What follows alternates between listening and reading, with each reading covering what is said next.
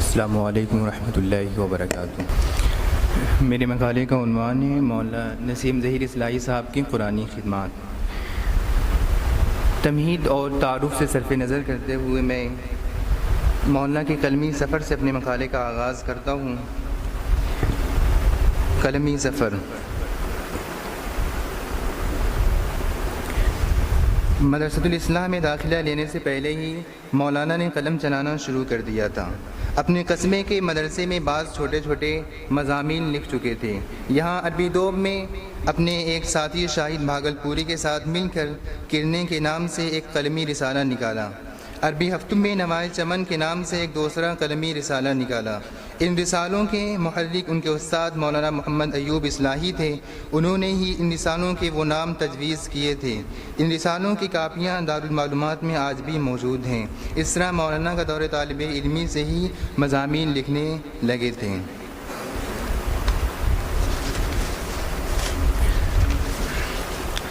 ان کا سب سے پہلا مضمون جو کسی باہر موقع رسالے میں چھپا، اس کا عنوان تھا اسلام کی اقتصادی تعلیمات قرآن مجید کی روشنی میں۔ یہ مضمون 1980 یا 1979 میں جب مولانا مدرسے میں آخری سالوں کے طالب علم تھے، سہ روزہ دعوت دہلی کی زینت بنا۔ اس کے علاوہ رامپور سے نکلنے والے دو رسالوں ذکرہ اور نور میں ان کے بعد مضامین دور طالب علمی میں شائع ہوئے۔ مولانا محمد ایوب اصلاحی اور اس وقت کے نائب ناظم مولانا احمد محمود کوثر اعظمی سے اصلاح لیتے رہے۔ جامعۃ الارشاد سے وابستگی کے دوران بھی مولانا برابر کچھ نہ کچھ لکھتے رہے۔ ماہانہ ارشاد میں بھی ان کے مضامین شائع ہوئے اور نئی مطبوعات پر وہ برابر تبصرہ لکھتے رہے۔ تقریباً 30 یا 40 کتابوں پر ان کے تبصرے ارشاد میں شائع ہوئے۔ قرآنی خدمات۔ ابھی ذکر آ چکا ہے کہ دوران طالب علمی میں ان کا ایک قرآنی مضمون بعنوان اسلام کی اقتصادی تعلیمات قرآن مجید کی روشنی میں شائع ہو چکا تھا۔ یہیں سے ان کی قرآنی خدمات کا آغاز ہوتا ہے۔ جامعۃ الارشاد اعظم گڑھ کی وابستگی کے دوران ماہانہ ارشاد میں مولانا شبیر احمد کا ایک مضمون سورہ فیل شائع ہوا۔ اس میں انہوں نے مولانا فلاحی کی تفسیر سورہ فیل پر 8-9 اعتراضات کیے۔ مولانا اصلاحی نے ان کے جواب میں ایک طویل مضمون قلم بند کیا اور مولانا میٹھی کے ایک نقطۂ اعتراض کا بڑا عالمانہ اور محققانہ جواب دیا۔ یہ مضمون سہمائی تحقیقات اسلامی علی گڑھ میں شائع ہوا اور بہت مقبول ہوا۔ مولانا ابواللیث اصلاحی ندوی امیر جماعت اسلامی ہند نے مبارکباد کا خط لکھا۔ مولانا امین احسن اصلاحی نے اپنے صاحبزادے مولانا سعد اصلاحی کو مدرسہ بھیج کر مبارکباد دی اور اپنے رسالے تدبر قرآن میں اسے شائع کرایا۔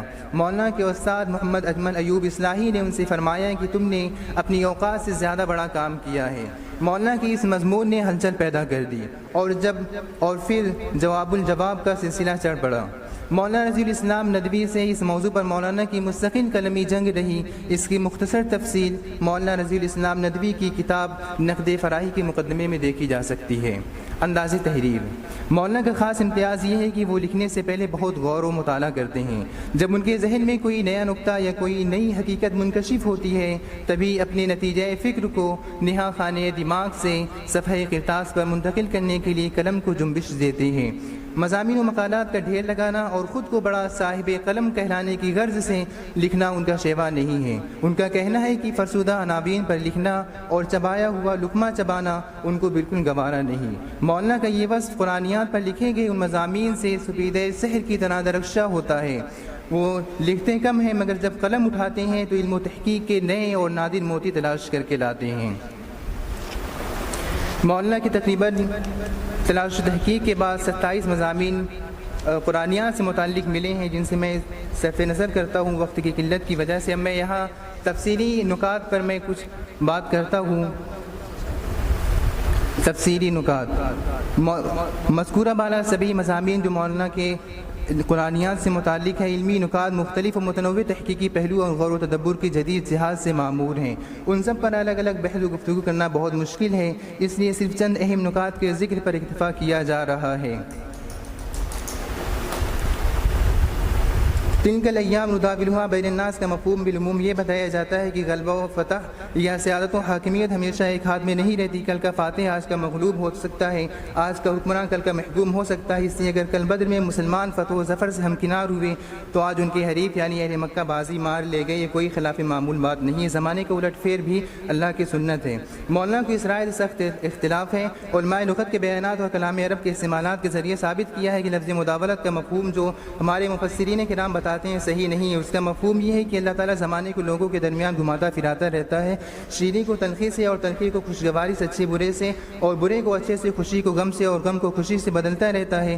اس لیے زمانہ کبھی لوگوں کے لیے سازگار ہوتا ہے تو کبھی ناسازگار، کبھی ناموافق ہوتا ہے تو کبھی موافق. اور جب اللہ تعالیٰ کبھی کسی کے لیے زمانے کو سازگار اور موافق بنائے تو اس سے یہ لازم نہیں آتا کہ دوسرے کے لیے ناسازگار اور غیر موافق بنائے. مثلا زید و بکر کی حالات آج بھی اچھے ہیں تو کوئی ضروری نہیں کہ عمر و ظفر کے حالات خراب ہوں، یا اگر زید و بکر کے حالات خراب ہوں تو عمر و ظفر کے حالات اچھے ہوں. ایک کی خوشی دوسرے کی بدحالی، ایک کی بدحالی دوسرے کی خوشی کو مستلزم نہیں.